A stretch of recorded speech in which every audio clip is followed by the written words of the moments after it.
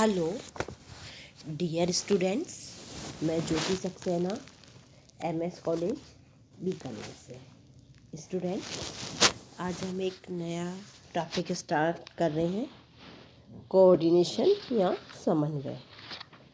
बच्चों, समन्वय होता क्या है, पहले तो हम ये बात करते हैं, फिर हमें समन्वय की ज़रूरत क्यों पड़ी, इस विषय में हम बात करते हैं। बच्चों, आज संगठन को बहुत सारे कार्य करने हैं, जिसके लिए उन्हें बहुत सारे लोगों की ज़रूरत होती है और उनके सहयोग की भी ज़रूरत होती है।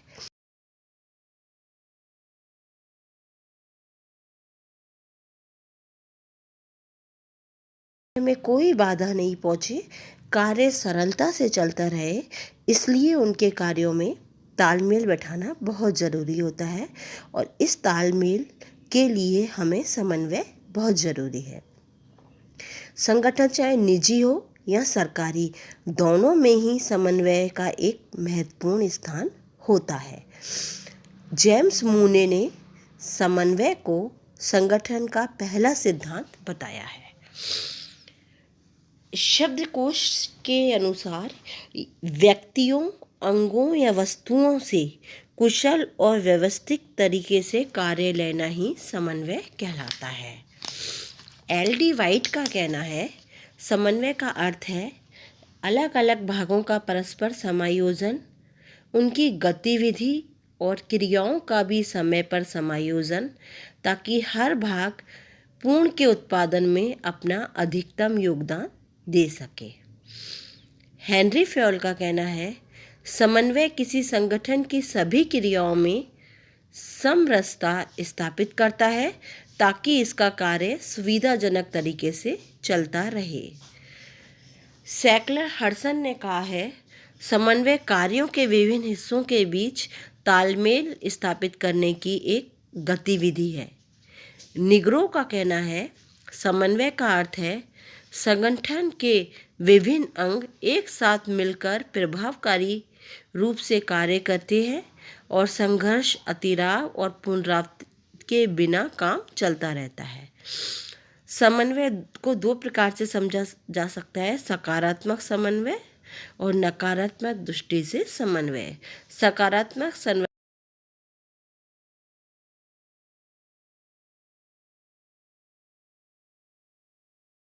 मिलजुल कर काम करते रहें। नकारात्मक दृष्टि से समन्वय का अर्थ है समन्वय के विभिन्न अंगों में जो झगड़े, संघर्ष और विपरीत कार्य करने वाली प्रवृत्तियां हैं, उन्हें दूर किया जाए। समन्वय के बारे में हम ये कह सकते हैं कि ये संगठन के आंतरिक और बाहरी दोनों वातावरण के लिए जरूरी है। समन्वय का उद्देश्य संगठन में व्यवस्था बनाए रखना होता है। इसमें सहयोग की भावना होती है। ये एक निरंतर चलने वाली प्रक्रिया होता है।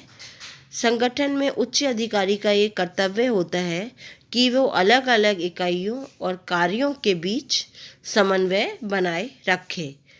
जब हम बात करते हैं समन्वय और सहयोग की, तो हम कहते हैं कि सहयोग में समूह की इच्छा और बाहरी दूसरे तत्व भी होते हैं जो प्रभावी भूमिका निभाते हैं, जबकि समन्वय में सहयोग की भावना होती है, लेकिन समन्वय बिना सहयोग के भी करवाया जा सकता है। सहयोग की भावना व्यक्ति में खुद उत्पन्न होती है, जबकि समन्वय के लिए प्रयास करने पड़ते हैं। थियो हेमैन का कहना है, सहयोग केवल व्यक्तियों की एक दूसरे की सहायता करने की इच्छा बताता है। यह लोगों के स्वेच्छापूर्ण दृष्टिकोण का परिणाम है। इसके विपरीत समन्वय में बहुत सारी चीज़ें शामिल है। समन्वय में भाग लेने वालों की इच्छा और रुचि से अधिक आवश्यकता होती है। टेरी ने सहयोग और समन्वय के जो उदाहरण दिए हैं वो इस प्रकार का है। सहयोग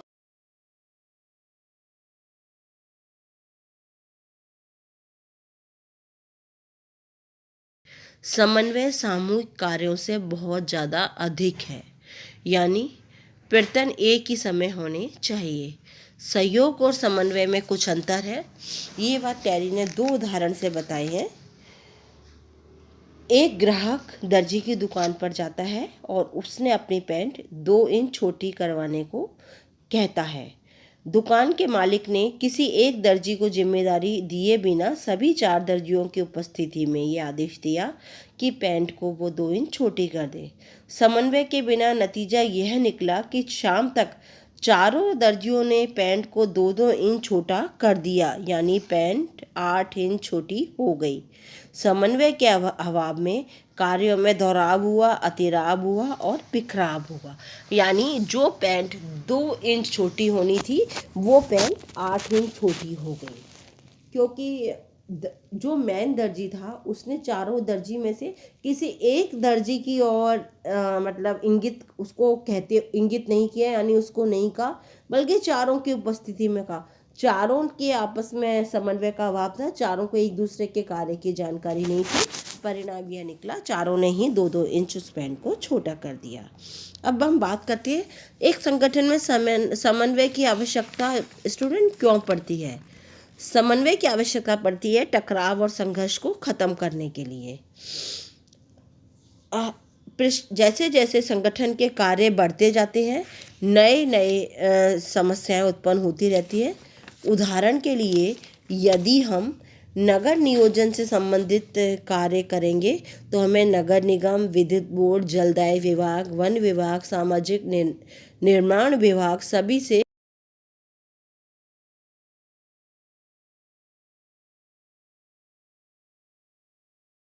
पॉलेट ने कहा है, संगठन में संघर्ष स्वाभाविक है, लेकिन उसे हम रचनात्मक भी बना सकते हैं।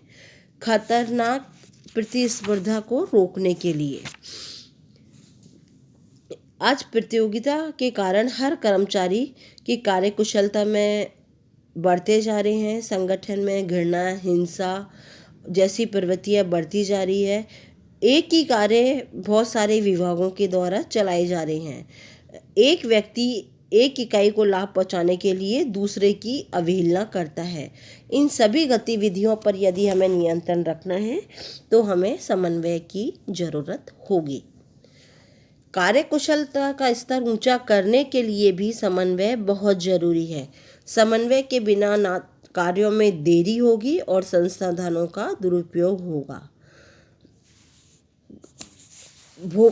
इसका उदाहरण है, भोपाल में भारत हैवी इलेक्ट्रिकल्स लिमिटेड से कुछ मशीनें विदेशों से मंगवाई थी। इसने पहले ये निर्धारित किया गया कि मशीनें मुंबई से भोपाल तक मालगाड़ी द्वारा भेजी जाएंगी, लेकिन बाद में पता चला कि मुंबई में रेलवे वैगनों में से ये मशीनें पश्चिम घाट पर नहीं पहुंचाई जा सकती है। इसलिए मुंबई से मशीन लदे जहाज़ को कोलकाता बंदरगाह भेजा गया। इस प्रक्रिया में धन और समय दोनों खर्च हुए, लेकिन पता चला कलकत्ता में जहाज़ के पहुंचने के बाद ये पता चला कि वहाँ भी दक्षिण पूर्वी रेलवे के पास वैगन है ही नहीं। वो जहाज़ कलकत्ता में 4 सप्ताह खड़ा रहा। मशीन से पहुँचने से पहले ही भारत हैवी इलेक्ट्रिकल्स लिमिटेड में कर्मचारियों की नियुक्ति कर ली गई।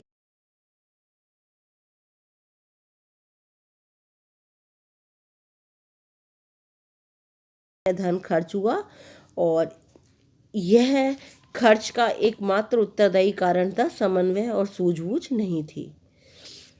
संगठन के लक्ष्यों की प्राप्ति के लिए समन्वय बहुत जरूरी है।